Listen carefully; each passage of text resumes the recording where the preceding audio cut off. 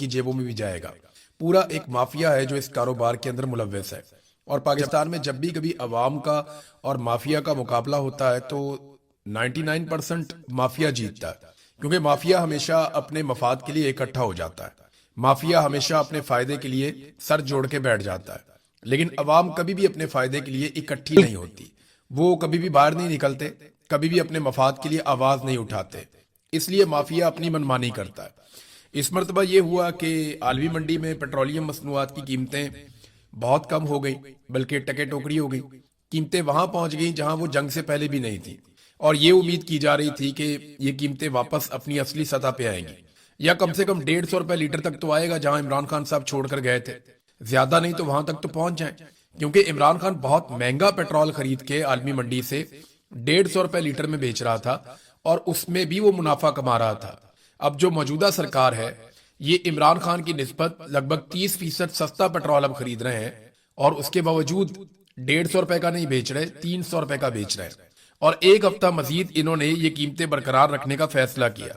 हालांकि हुकूमत के अपने लोग, एस्टेब्लिशमेंट के अपने लोग, वो भी सर पकड़ के बैठे हुए हैं। सहाफी और दानिश्वर वो बार बार ये कह रहे थे कि जी पेट्रोल की कीमतें कम करें आप। वुजरा ने यह दावा किया था कि जिस रफ्तार से हम ये पेट्रोल और डीजल की कीमतें बढ़ा रहे हैं, इसी रफ्तार से हम पेट्रोल और डीजल की कीमतें कम भी करेंगे। लेकिन उस रफ्तार से ना तो पेट्रोल की कीमत कम हुई, ना तो डीजल की कीमत कम हुई, बल्कि अब होगा यह कि अरबों रुपया पाकिस्तानी आवाम की जेबों से मजीद लूट मार करके निकाल लिया जाएगा।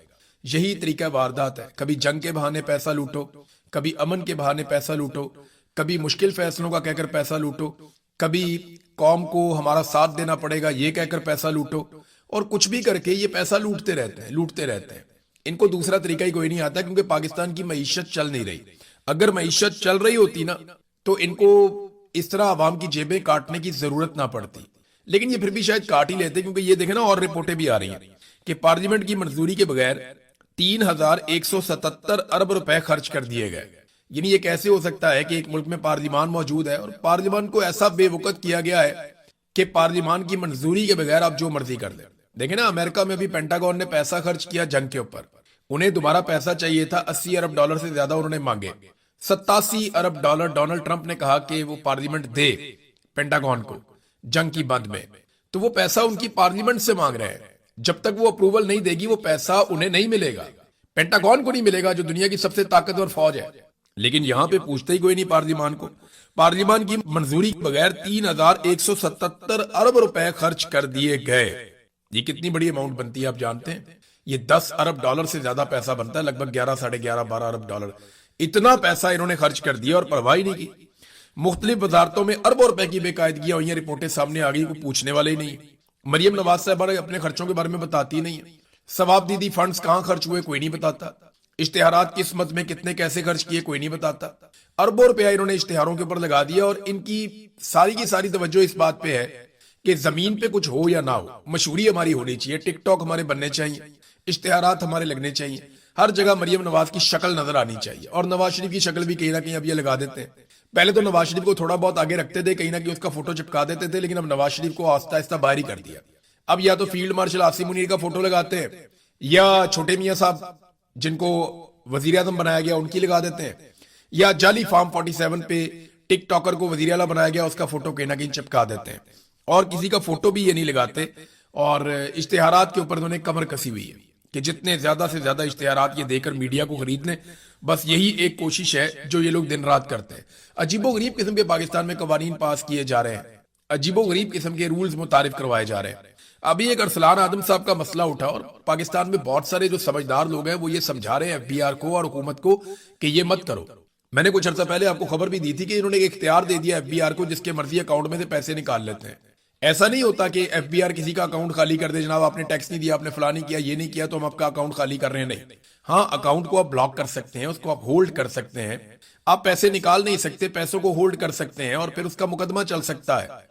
उस मामले के ऊपर जो है वो तहकीकात हो सकती है, उसके ऊपर खतो किताबत हो सकती है। यहाँ पूरी दुनिया में ऐसा होता है कि कोई ऐसी ट्रांजैक्शन हो जाए या कुछ इस किस्म की ट्रांजैक्शन जिस समझ ना आए बैंक को, या सिस्टम में कहीं खराबी हो जाए, तो वो फौरी तौर पे ब्लॉक कर देते हैं, तमाम पेमेंट्स को ब्लॉक कर देते हैं, होल्ड कर देते हैं। उसके बाद आप दरखास्त देते हैं, वो सिस्टम उसको देखता है, और उसके बाद आपको वापस आपकी सहूलत मिल जाती है। लेकिन पाकिस्तान में इन्होंने अजीबोगरीब काम किया जनाब। आप बैठे हुए हैं घर में या कहीं पे भी, आप सो रहे हैं, एफबीआर आपके बैंक में से पैसा निकाल कर ले जाएगा। जब आप ये करेंगे ना, तो मुजीबुर रहमान शामी साहब ने भी इसके ऊपर एक स्टेटमेंट दिया। उन्होंने कहा जी इस तरह तो लोग अपना पैसा बैंकों में रखना ही छोड़ देंगे। तो जब लोग बैंकों में पैसा रखेंगे नहीं तो कारोबार कैसे करेंगे, और कारोबार के अंदर तो लोगों की वैसे ही दिलचस्पी नहीं है। तो अगर लोग बैंकों में पैसा नहीं रखेंगे तो सरकार को कैसे पता चलेगा कितना पैसा कहां से आ रहा है और कहां पे जा रहा है। तो सरकार तो फिर टैक्स मांग ही नहीं सकेगी, ये हालात हो जाएंगे सरकार के। तो ये बहुत अजीबोगरीब चीजें हैं जो पाकिस्तान में की जा रही है। दुनिया तरक्की कर रही है, आगे की तरफ जा रही है, वो पेपरलेस मनी की तरफ जा रहे हैं, और हमारे यहाँ पे मजबूर किया जा रहा है कि लोग पुराने नोटों को और चीजों को इकट्ठा करके अपनी तिजोरियों के अंदर भरें और अपने पैसे को सरकार से बचाएं। वरना किसी भी वक्त सरकार का मूड खराब हो गया, या उन्हें पैसे चाहिए हुए, या किसी की शक्ल सरकार को पसंद नहीं आई, या आपका मौकिफ सरकार को पसंद नहीं आया, तो आपका पैसा निकाल के वो साइड पे कर देंगे। फिर आप अदालतों में केस करते रहे, आप अदालतों के चक्कर लगाएं, आप वकीलों के चक्कर लगाएं, वकीलों की फीसें भरते रहे, आपके पैसे आपको वापस मिलेंगे या नहीं मिलेंगे इसकी कोई गारंटी नहीं है। किसी का पैसा जब चाहे वो जब्त कर लें। तो जो लोग पाकिस्तान में बैंकों में पैसा रखते हैं उनको इस पे आवाज उठानी चाहिए, शोर मचाना चाहिए, और हुकूमत को होश के नाखून लेने चाहिए कि ये हरकतें करने के बाद आप उल्टा पाकिस्तान के बैंकिंग सेक्टर को और पाकिस्तान की मईशत को मजीद नुकसान पहुंचा देंगे। नाजरीन, अमेरिका और ईरान के बीच में दोबारा से लड़ाई शुरू हो गई। मैं आपको बताता हूं एक्चुअली हुआ क्या। डोनाल्ड ट्रंप के स्टेटमेंट से आपको मैं शुरू कर देता हूं। सबसे पहले तो यह हुआ कि डोनाल्ड ट्रंप का यह कहना है कि खिलाफ वर्जी जो है जंगबंदी की वो ईरान ने की है, जबकि ईरान का यह कहना है कि जंगबंदी की खिलाफ वर्जी अमेरिका ने की है। हुआ यह कि मैंने आपको रिपोर्ट किया था कि एक दिन पहले ओमान के करीब से एक नया रास्ता बनाने की कोशिश की थी अमेरिकन ने, कि यहां से वो ऑयल टैंकर्स को और बहरी जहाजों को निकालेंगे आबनाए हुर्मुज में से। तो ईरान ने फौरी तौर पे वार्निंग जारी की थी और यह कहा था कि यहां से पीछे हट जाए, और कुछ जहाज वापस चले गए थे। अब अमेरिका यह कह रहा है कि ईरान ने सिर्फ वार्निंग जारी नहीं की थी, बल्कि ईरान ने वहां पे ड्रोन फायर किए थे, जिनमें से 3 ड्रोन ऐसे थे जिन्हें नाकाम बना दिया गया, और एक ड्रोन आकर एक सिंगापुर का जहाज बताया जा रहा है जिसका नाम है MV एवर लवली। वो कहते हैं जी इस जहाज को आकर एक ड्रोन लगा जिससे नुकसान हुआ। तो ये जंगबंदी की खिलाफ वर्जी की है ईरान ने। अमेरिका का स्टेटमेंट ये है। और उसके बाद उन्होंने कहा जी फिर हमने ईरान पे हमला करना था। अब जो ईरान पे अमेरिका ने हमला किया है उसके मुताबिक अमेरिकी जो सेंट्रल कमांड है वो तस्दीक करते हैं कि उन्होंने ईरान के अंदर मिसाइल और ड्रोन के गोदामों और रेडार के मराकज के ऊपर बमबारी की है। जहां से वो ड्रोन उड़ाते हैं, जहां से वो मिसाइल उड़ाते हैं, और जहां पे उनके रेडार लगे हुए हैं, इन मराकज के ऊपर अमेरिका ने बमबारी की है। अमेरिका के मुताबिक ये जवाबी कार्रवाई थी, क्योंकि ईरान ने 25 जून को सिंगापुर के एक कार्गो जहाज पर ड्रोन हमला किया था, जब वो जहाज ओमान के रास्ते आबनाए हुर्मुज से गुजर रहा था। अब देखें, आबनाए हुर्मुज के मामले में ईरान और ओमान ने जिम्मेदारी उठाई है और अमेरिका ने उन्हीं के साथ बातचीत की है। तो ईरान और ओमान का यह कहना है कि यहां से जो जहाज गुजरेंगे उन्हें हम गुजारेंगे। ये पहले की तरह कभी नहीं हो सकता। हम माहौल को बचाने के लिए और सिक्योरिटी प्रोवाइड करने के लिए एक फीस लेंगे, जबकि अमेरिका कहता है यहां पे कोई टैक्स नहीं लिया जा सकता। अब इस चीज का अभी तक फड्डा पड़ा हुआ है, इन मामलात को तय होना। लेकिन इस बीच में अमेरिका ने वहां से कुछ जहाजों को गुजारने की कोशिश की, जिससे एक टेंशन क्रिएट हुई, और अब अमेरिका ने बाकायदा बमबारी कर दी है ईरान के ऊपर। बमबारी के बारे में जो ईरान का स्टेटमेंट है वो भी मैं आपके सामने रख देता हूं। यानी अमेरिका ने तो बड़ा कैटेगोरिकली कहा कि हमने हमला किया, हम दोबारा भी हमला करेंगे, और हमने हमला इसलिए किया क्योंकि ईरान ने जंगबंदी की खिलाफ वर्जी की है। और ये एक्सप्रेस पे भी खबर छपी हुई है, BBC पे भी छपी हुई है, हर जगह पे ये खबर आ रही है। और वो ये कह रहे हैं कि ईरान का ये इकदाम आलमी तजारत की अहम गुजरगाह आबनाए हुर्मुज में बहरी आमदोरफ्त की आजादी के लिए भी खतरा है, लिहाजा जनाब अमेरिका ने ये बमबारी कर दी है। अब इसके जवाब में जो ईरान ने स्टेटमेंट दिया वो ये है। पासदारानी इनकलाब का कहना है कि ईरानी बहरिया और फिजाइया ने ईरान के शहर सरीक पर होने वाले अमरीकी हमले का मुकाबला करते हुए हमला आवर अफवाज को पसपा होने पर मजबूर कर दिया। पासदारान इनकलाब ने दावा किया कि अमरीकी हमला नाकाम बना दिया गया है और खबरदार किया है कि अमरीकी हमले का जवाब अब दिया जाएगा।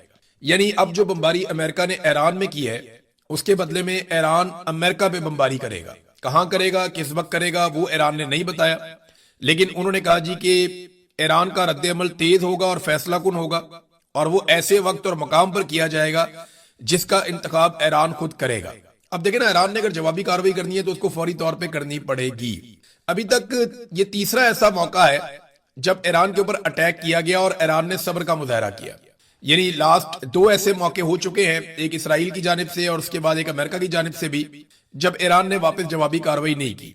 और वो ना करने की वजह यह है कि जो दोस्त इस्लामी ममालिक हैं जिनमें कतर, पाकिस्तान और मिस्र वगैरह शामिल है, इन्होंने ईरान को जवाबी कार्रवाई से बाज रखा ताकि मुज़ाकरात में खलल पैदा ना हो। अब तीसरी मरतबा ये इंसिडेंट हुआ है। ईरान को अगर जवाबी कार्रवाई करनी है तो वो फौरी तौर पे करेगा, मेरे ख्याल में अगले 24 घंटों के अंदर। और अगर ईरान अभी जवाबी कार्रवाई नहीं करता तो फिर जो मुस्लिम ममालिक हैं, बरादर इस्लामी ममालिक हैं ईरान के, वो दोबारा से कोशिश कर सकते हैं ईरान को सब्र करने के लिए, तलकीन करें और ईरान को रोकें कि आप जवाबी कार्रवाई ना करें, वरना ये जो मुज़ाकरात का अमल है या जो माहिदा ईरान और अमेरिका के बीच में हुआ जिसमें ईरान को बहुत फायदा है, अब वो मामला खराब हो जाएगा।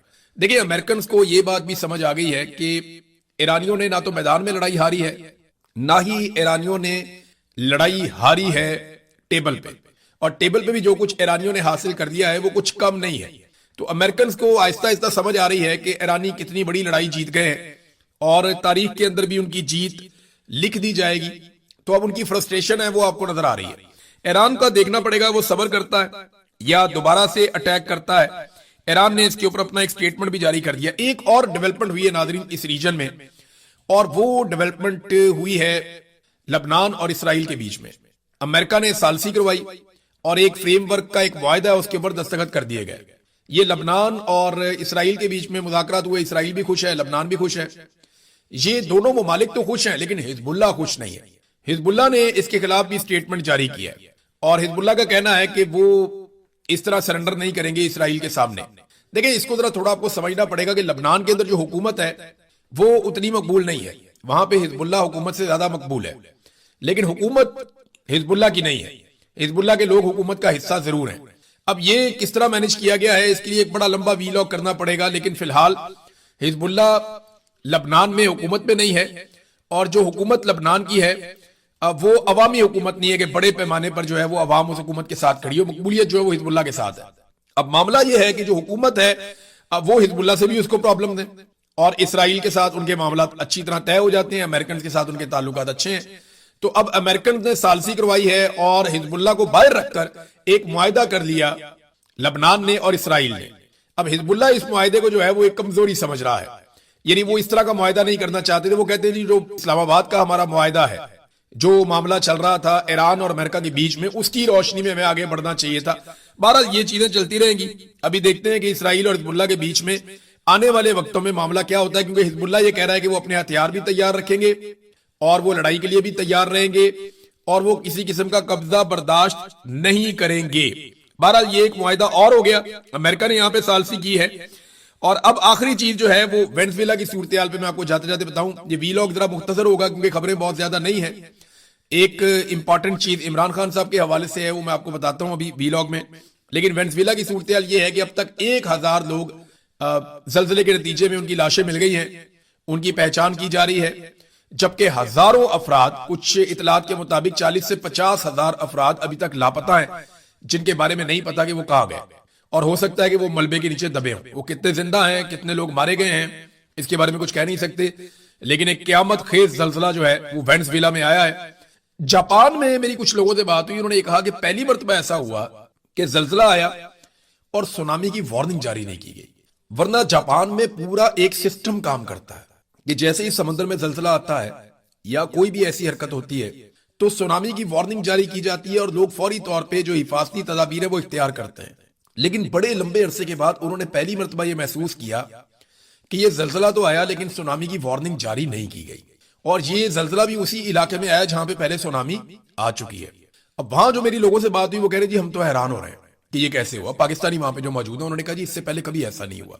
और मैं आपको पहले भी ये बात कह चुका हूं कि जो जल्जले अब आए हैं ये कुदरती जल्जले हैं या कुछ साइंसी अमल का नतीजा है, इसके बारे में अभी हम कुछ कह नहीं सकते। लेकिन फ्यूचर में आपको बहुत सारी ऐसी बातें पता चलेंगी जो अभी आपको नहीं पता। यानी बहुत सारे साइंटिस्ट ये कहते हैं कि मसनूई जल्जले पैदा किए जा सकते हैं, बहुत सारी ऐसी तबाही लाई जा सकती है